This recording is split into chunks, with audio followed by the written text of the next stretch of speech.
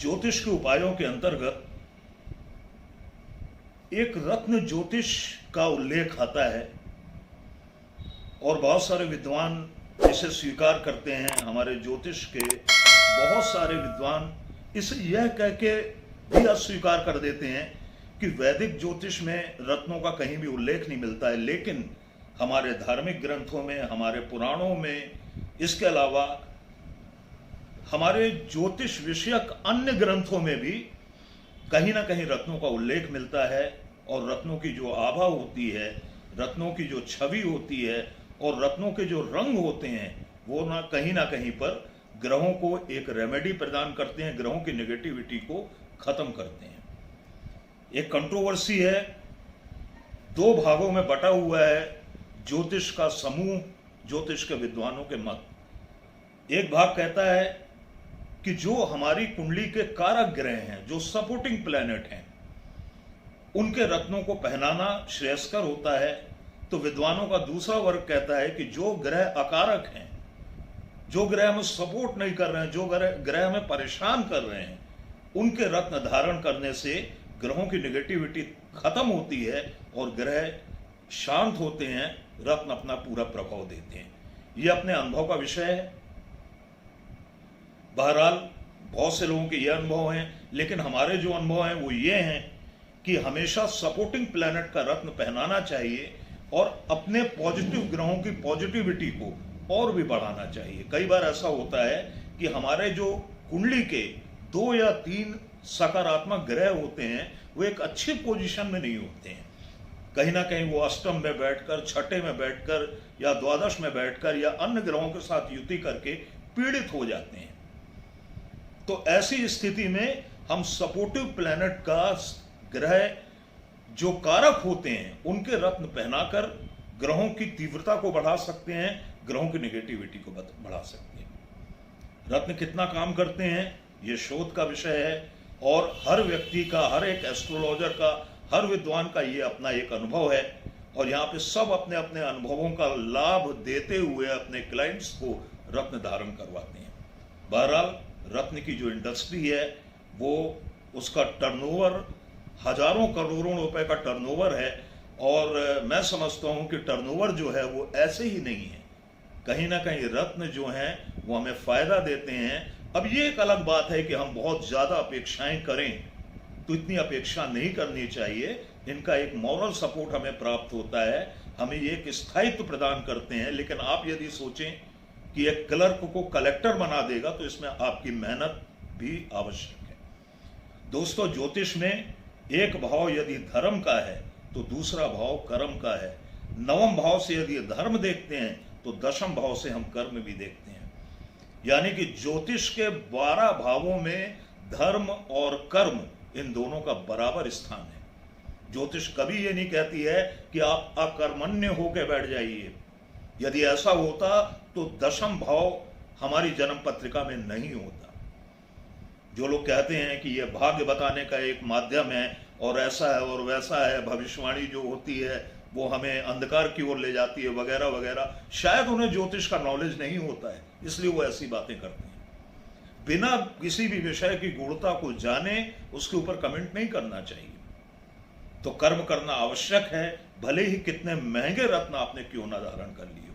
यह है कि वो आपके कर्मों का फल आपको प्रदान करते हैं, जो हमें नहीं मिल पाता है। कभी कभी एक अधिक श्रम करने के बाद, अधिक प्रयास करने के बाद भी हम अपने कार्यों में कभी कभी नहीं सफल होते हैं। ऐसी स्थिति में रत्न हमें सपोर्ट करते हैं। और दोस्तों, यहाँ पे मैं नवम और दशम की एक और आपको विलक्षण बात बताता हूँ कि हमारी वैदिक ज्योतिष में जब नवम भाव का स्वामी और दशम भाव का स्वामी कॉम्बिनेट करके युति संबंध बनाकर किसी स्थान में बैठता है या अच्छे स्थानों में बैठता है, तो ऐसी स्थिति राजयोग की होती है। समझने वाली बात है कि आपका धर्म, आपका भाग्य जब आपके कर्म के साथ मेल करता है तो आपकी किस्मत में राजयोग बन जाता है। फिर यह कहना कि ज्योतिष सिर्फ भाग्य को बढ़ावा देती है, महज ही मूर्खतापूर्ण बात है। रत्नों का अपना विज्ञान है। रत्नों के ऊपर हम पृथक से एक वीडियो बनाकर आपको इसके बारे में समुचित जानकारी देंगे। मेरा बहुत मन है कि कुछ दुर्लभ रत्नों के बारे में आपको बताऊं। पन्ना, पुखराज, हीरा, मोती, गोमेद, लहसुनिया, ये तो आम जनमानस इनके बारे में अच्छा से जानता है, इजी अवेलेबल है। लेकिन बहुत सारे क्रिस्टल, बहुत सारे रत्न ऐसे होते हैं जो कि गजब का फायदा करते हैं, बहुत सस्ते होते हैं और वो जनमानस से दूर हैं। बहुत सारी व्यापारिक मंडियां इन्हें आगे नहीं आने दे रही हैं क्योंकि महंगे रत्नों की खरीद फरोख्त बंद हो जाएगी। बहुत सारे एस्ट्रोलॉजर इन्हें आगे नहीं आने देते हैं। जो चीज उन्हें 10,000 रुपए में बेचनी है या देनी है, उसे वो 1,000-1,500 रुपए में क्यों देने लगे। लेकिन हम यहां पर आपको रत्नों के बारे में भी एक पृथक से वीडियो बनाकर, जो हम बहुत जल्द बनाने वाले हैं, आपको विलक्षण और कुछ दुर्लभ लेकिन उसके साथ अल्पमूल्य यानी कि सस्ते रत्नों के बारे में विस्तृत जानकारी देंगे। दोस्तों, मेरा नाम है राजेश साहनी, मैं ज्योतिष और वास्तु मामलों का विशेषज्ञ हूं। तो आइए शुरू करते हैं। आज 12 अक्टूबर दिन गुरुवार का पंचांग, राशिफल और ग्रह स्थितियां, साथ में आज त्रयोदशी तिथि का श्राद्ध है, तो उसके जो श्राद्ध के मुहूर्त हैं वो भी हम आपको यहां पर दे रहे हैं। तो दोस्तों, आज आश्विन कृष्ण पक्ष की त्रयोदशी तिथि, अब पितर विदाई की ओर है। आज उनकी 13वीं है यानी त्रयोदशी तिथि है। तो त्रयोदशी तिथि सायंकाल 7:53 तक संचरण करेगी। इसके बाद चतुर्दशी तिथि का प्रवेश हो जाएगा। आज नक्षत्र पूर्वा फाल्गुनी, जो कि प्रातःकाल 11:26 तक रहेगा। इसके बाद उत्तरा फाल्गुनी नक्षत्र प्रविष्ट होंगे। आज प्रातःकाल 9:30 से ब्रह्म नामक योग संचरण करेगा। यह ब्रह्म नामक योग ज्योतिष शास्त्र में बहुत ही शुभ योग माना गया है।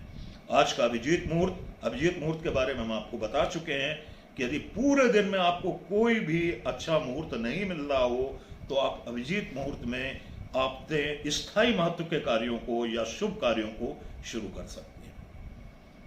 तो आज का अभिजीत मुहूर्त स्थानीय सूर्योदय कालीन गणनाओं के अनुसार 11:28 से लेकर मध्याह्न काल 12:15 तक रहेगा। आज का राहु काल दोपहर 1:19 से दोपहर 2:46 तक रहेगा। ये स्थानीय सूर्योदय के अनुसार है और आपके शहर के अनुसार ये 2-4-5 मिनट के अंतर में ही आएगा। राहु काल की जो दिशा है वो दक्षिण दिशा है, यानी दक्षिण दिशा को आज का राहु काल ग्रसित करेगा। आज भद्रा लग रही है दोस्तों। भद्रा में किसी भी प्रकार के शुभ कार्य वर्जित कहे गए हैं। आज भद्रा संचरण करेगी सायंकाल 7:53 से। लेकिन आज पाताल लोक की भद्रा है और हमारी शास्त्रों में, ज्योतिष मुहूर्त के ग्रंथों में पाताल लोक की भद्रा बहुत अधिक अनिष्टकारी नहीं मानी गई है। फिर भी शुभ कार्यों के लिए भद्रा को हमेशा अवॉइड करना चाहिए। आज का दिशाशूल है दक्षिण, अर्थात आज दक्षिण दिशा की यात्रा वर्जित कही गई है। तो दोस्तों, यह था आज का पंचांग। अब हम आते हैं आज श्राद्ध के शास्त्र सम्मत मुहूर्त। आज त्रयोदशी तिथि का श्राद्ध होगा, अर्थात हमारे पूर्वज, हमारे भाई बंधु, हमारे संबंधी जिनका निधन त्रयोदशी तिथि को हुआ हो, चाहे वो शुक्ल पक्ष की हो चाहे वो कृष्ण पक्ष की हो, उसका श्राद्ध आज किया जाना त्रयोदशी तिथि पर शास्त्र सम्मत माना गया है। दोस्तों, हम पितर पक्ष के पहले दिन से तर्पण, श्राद्ध और पिंडदान के पूरे मुहूर्त, तीनों मुहूर्त आपको बताते चले आ रहे हैं। उसी तारतम्य में आज का कुतुब मुहूर्त प्रातःकाल 11:28 से लेकर मध्याह्न 12:15 तक संचरण करेगा। इसके बाद दूसरा मुहूर्त तुरंत स्टार्ट होगा, रोहिणी मुहूर्त, जो कि 12:15 से मध्याह्न 1:01 तक संचरण करेगा। देन इसके बाद अपराह्न कालीन मुहूर्त आएगा, जो कि मध्याह्न 1:01 से अपराह्न 3:21 तक संचरण करेगा। यानी कि आज आप त्रयोदशी का जो भी श्राद्ध कर्म करना चाहें, अपने पूर्वजों के निमित्त जो भी तर्पण, पिंडदान इत्यादि करना चाहें, तो उसे 11:28 से प्रारंभ करके 3:20 के बीच में समाप्त कर लें। कुल मिलाकर हमारा कहने का मतलब ये है, ये तीनों लगातार मुहूर्त शास्त्र सम्मत है। तो दोस्तों, ये था आज श्राद्ध का मुहूर्त। और अब हम आते हैं आज की ग्रह स्थितियों पर। आज की ग्रह स्थितियां लगभग कल की ही तरह हैं, लेकिन चंद्रमा अपना राशि परिवर्तन कर रहा है। चंद्रमा सिंह राशि में सायंकाल 6:16 तक संचरण करेगा। इसके बाद चंद्रमा का गोचर हो जाएगा कन्या राशि।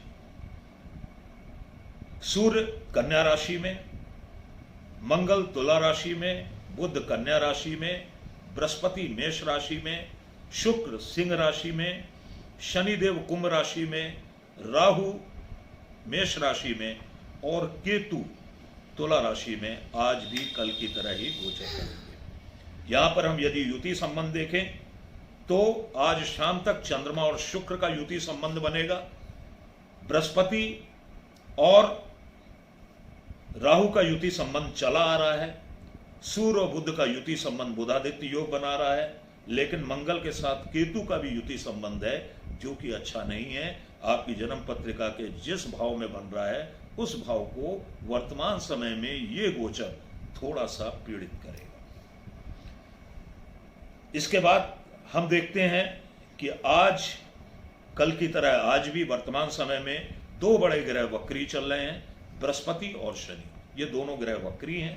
मंगल और बुध ये दोनों ग्रह अस्त हैं, यानी कम्बस्ट हैं, और अस्त ग्रहों के पूर्ण प्रभाव अभी दिखाई नहीं दे रहे हैं। यही कारण है कि मंगल और केतु जैसी अशुभ युति वो मंगल के अस्त होने की वजह से पूर्ण रूपेण अभी प्रभावशाली नहीं है, इसीलिए इसके ऊपर हम ज्यादा चर्चा नहीं कर रहे हैं। तो दोस्तों, अब आते हैं कि आज 12 अक्टूबर का दिन आपके लिए कैसा बीतने वाला है। 12 राशियों के आधार पर हम इसका विवरण आपको देंगे।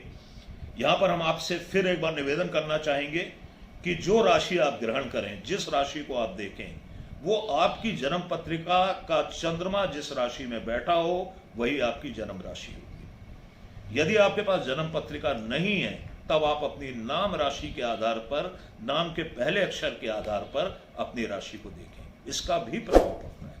बार बार बता चुका हूं, यदि जन्म राशि हमारे जीवन में 80% प्रभाव देती है तो नाम राशि भी कम से कम 50% प्रभाव देती है। बहुत सारे एस्ट्रोलॉजर इसे नहीं मानते हैं, लेकिन मैं एक उदाहरण देना चाहूंगा। आप अजय नाम के लोगों को देखिए, ज्यादातर उनका नेचर मिलता हुआ मिलेगा।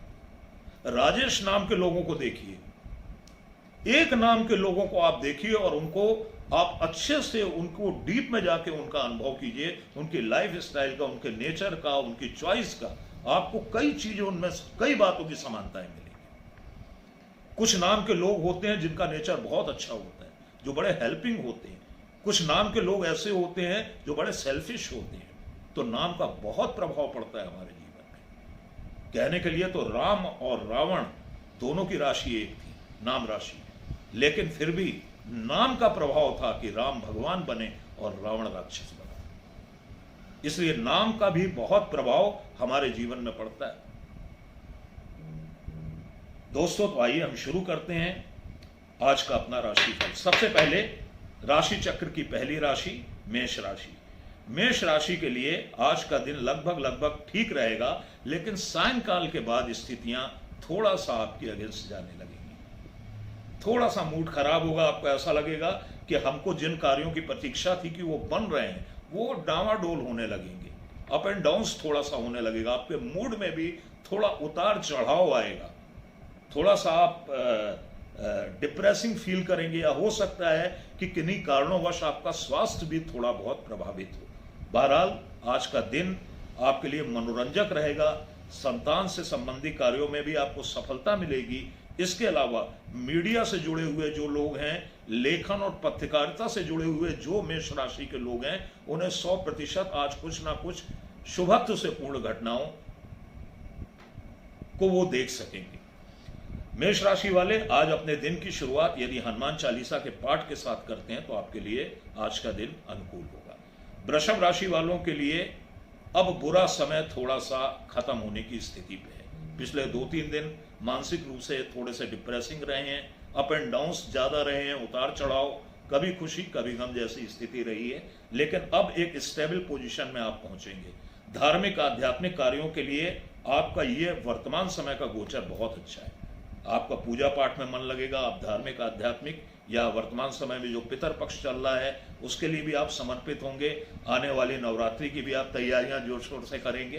कुल मिला के एक धार्मिक गोचर है आपकी राशि पर। इसके अलावा आज दिन का उत्तरार्ध यानी कि second part of the day आपके लिए बहुत अनुकूल रहेगा। यदि वृषभ राशि वाले आज अपने दिन का शुभारंभ शिव चालीसा के साथ करें तो उनका दिन उनके लिए बहुत अनुकूल रहने वाला है। इसके बाद हम आते हैं राशि चक्र की तीसरी राशि मिथुन राशि। मिथुन राशि के लिए आज थोड़ा सा मिला जुला समय रहेगा। दिन भर तो थोड़ा सा ठीक ठाक रहेगा, लेकिन दोपहर के बाद स्थितियां थोड़ी सी विकट होने लगेंगी। वाद विवाद से बचने का प्रयास करें। अनापेक्षित घटनाएं कुछ हो सकती हैं, उसे अवॉइड करें। छोटी छोटी बातों को अपने दिल पे ना लगाएं और अपने पारिवारिक लोगों के साथ, अपने पारिवारिक सदस्यों के साथ एक सामंजस्य बनाकर चलें। यदि आप इतना कर सकेंगे तो बाकी दिन आपके लिए अनुकूल है। आज दिन का प्रारंभ ओम गम गणपतये नमः के मंत्र के साथ करें, अनुकूलताओं में वृद्धि होगी। इसके बाद हम आते हैं कर्क राशि पर। कर्क राशि के लिए आज का दिन बहुत शुभ जाने वाला है। सब कुछ अच्छा रहेगा।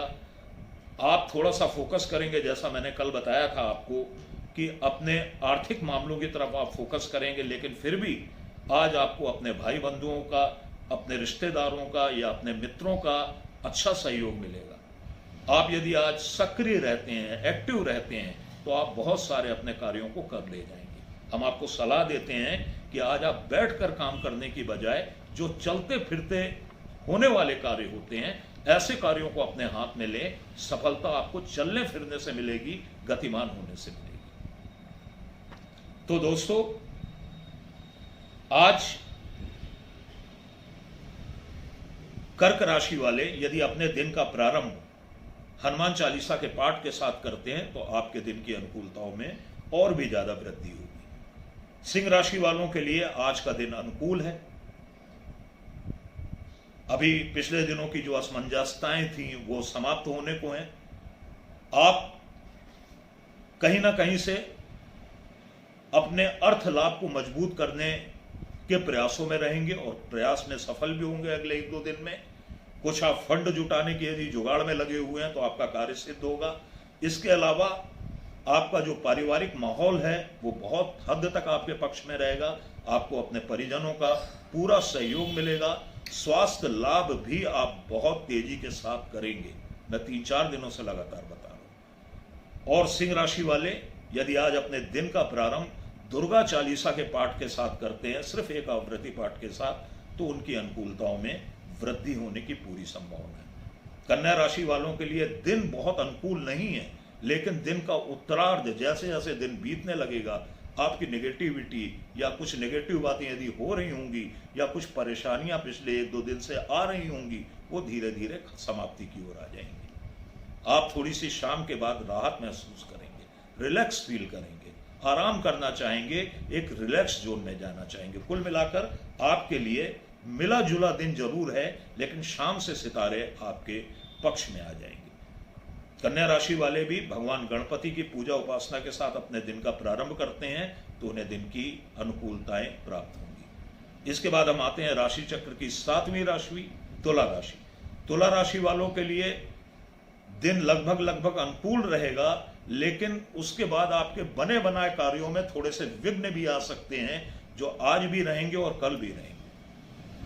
व्यर्थ के कामों में आज के बाद आप फंसने का प्रयास न करें। फालतू कहीं की ट्रैवलिंग जो आपको बिना किसी मकसद की दिखाई दे रही हो, या किसी ऐसे व्यक्ति से मुलाकात जो कि आपको थोड़ी सी रिस्की लग रही हो, या किसी की जमानत, जोखिम, किसी को ऋण देना, इन सब चक्रों में अगले 2-3 दिनों तक आप ना रहें। यदि आप इतना कर सकेंगे तो अन्यत्र हमें कोई भी जोखिम या अशुभताएं आपकी राशि पर नहीं दिखाई दे रही हैं।